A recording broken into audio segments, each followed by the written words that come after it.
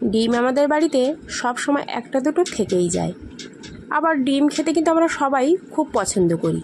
তো এইভাবে একটা দুটো ডিম দিয়ে পরিবারের সবাই কিভাবে সবাইকে খাওয়ানো যায় সেটাই তোমাদের দেখাবো। প্রথমে আমি একটা বাটিতে 3টে ডিম ভেঙে নিয়েছি, তারপর দিয়ে দিলাম পেঁয়াজ কুচি আর সামান্য পরিমাণে নুন আর একটু হলুদের গুঁড়ো আর ঝালের গুঁড়ো। এবার এটাকে সুন্দর করে মিক্সড করে নেব।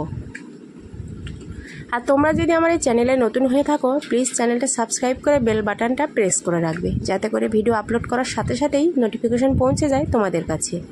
আর ফেসবুক পেজ থেকে দেখলে পেজটাকে ফলো করে পাশে থেকো। এরকম অনেক সুন্দর সুন্দর সহজ সাধারণ রেসিপি আমার এই পেজে আছে, তোমরা চাইলে সেগুলো সব দেখে নিতে পারো।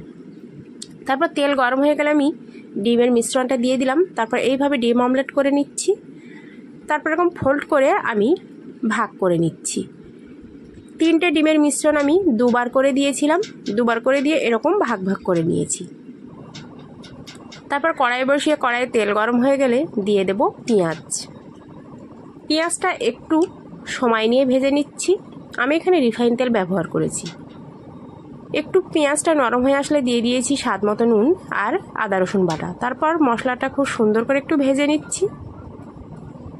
তারপর দিয়ে দিলাম স্বাদ মতো নুন, হলুদের গুঁড়ো, ঝালের গুঁড়ো আর ধনিয়া গুঁড়ো। তারপর মশলাটা ভালো করে একটু কষিয়ে নিচ্ছি। তারপর দিয়ে দিলাম 4টে কাঁচা লঙ্কা আর একটা টমেটো কিউব করে রাখা। আমি এখানে 2টো টমেটো ব্যবহার করেছি। তারপর মশলাটা ভালো করে কষিয়ে সামান্য পরিমাণে একটু পানি দিয়েছি। এটা আবারও কষিয়ে নেব। তারপর ঢাকনা দিয়ে ঢেকে দিয়ে 1-1.5 মিনিট পর ফিরে আসছি। প্রায় 1.5 মিনিট পর ফিরে আসলাম। দেখতেই পারলে পানিটা অনেকটা শুকিয়ে গেছে আর টমেটোটা গলে গেছে। এইভাবে তরকারি করে খেলে কিন্তু ডিমের তরকারি ভীষণ ভালো লাগে খেতে। তারপরে দিয়ে দিলাম হাতে বাটা জিরে আর মরিচ, সেটাকে দিয়ে খুব সুন্দর করে কষিয়ে নিচ্ছি। তোমরা একবার হলেও এইভাবে বাড়িতে ট্রাই করো, ভীষণ ভালো লাগবে। ভালো করে সময় নিয়ে কষিয়ে নিচ্ছি। তারপর দিয়ে দিলাম পানি। আমি যতটা পরিমাণ ঝোল রাখবো তার থেকে একটু বাড়িয়ে দেবো পানিটা, কেননা ডিমের অমলেটটা দিলে অনেকটা পানি টেনে নেবে। তারপর পানিটা যে পর্যায়ে ফুটে আসবে সেই পর্যায়ে আমি দিয়ে দেবো একে একে ডিমের অমলেটগুলো। এইভাবে ডিমের অমলেট তরকারি কিন্তু খুব সুস্বাদু হয় আর খুব কম সময়েই বানিয়ে নেওয়া যায়। আবার অল্প ডিমে পরিবারের সবাইকে খাওয়ানো যায়। তাহলে কতগুলো অপশান আছে তোমরা নিজেরাই বুঝতে পারছো।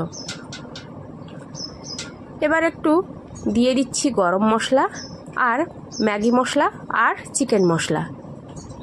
তোমরা মশলাগুলো নাও দিতে পারো, শুধু গরম মশলা দিলেই হবে। কিন্তু চিকেন মশলা আর ম্যাগি মশলা এগুলো দিলে আমার কাছে খেতে ভীষণ ভালো লাগে, তাই আমি এগুলো দিয়ে দিই।